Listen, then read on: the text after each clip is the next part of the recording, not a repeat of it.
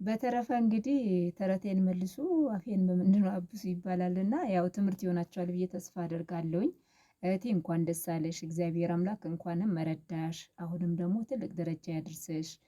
በእውነት በጣም ነው ደስ ያለኝና ደስታሽ ደግሞ የኛም ደስታ ነው። እግዚአብሔር ይስጥልን ብለናል።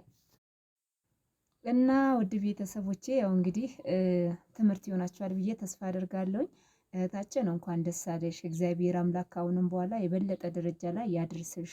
በርቺ፣ ጠንክሪ። እንዲሁም ደግሞ አረብ ሀገር ላይ ያላችሁ ወይም ደግሞ ኢትዮጵያ ውስጥ ሆናችሁ እንደሷ ለመስራት ፍላጎት ያላችሁ እኔ በበኩሌ በምችለው ነገር አበረታታችኋለሁ። ያው የሰው ልጅ ገንዘብ በመስጠት ብቻ አይደለም፣ ሀሳብ በመስጠት በቃ የተለያየ ነገሮች እንትን በማለት ሰዎችን ማገዝ ይቻላል። እና እኔ በምችለው ርቀትም ላይ ብሆን እኔ በምችለው አግዛችኋለሁኝ በሀሳብ ማለት ነው። እና ኑ ስሩ፣ በርቱ፣ ጠንክሮ ነው የምለው።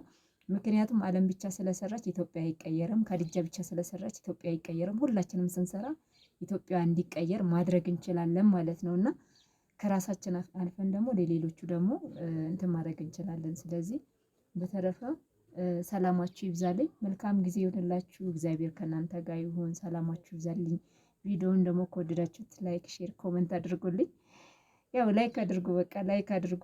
ሰብስክራይብ ሳታረጉ ብዙዎቻችሁ ታዩኛላችሁ። ምን አለ ሰብስክራይብ ብታረጉኝ፣ 50 ሺህ ኬ ብታስገቡኝ። በስመ አብ እኔ 50 ሺህ ኬ የምገባ ቀን ማለት ነው እኔ እንጃ እንቅልፌ ራሱ ማድረግ አይመስለኝም። ማርያምን እኔ እንጃ ተኛ ይሁን እንደ 50 ኬ ከገባው እኔ እንጃ ብቻ 50 ኬ ከገባው እንኳን ያው ምተኛ ራሱ አይመስለኝም ማለት ነው። እና ውድ ቤተሰቦቼ በቃ እንዲሁ እንደው በተለይ 49.99 የሚለው በስመ አብ ታየኝ እኮና 50 ኬ አስገቡኝ እላችኋለሁ። በተረፈ ሰላማችሁ ይብዛልኝ።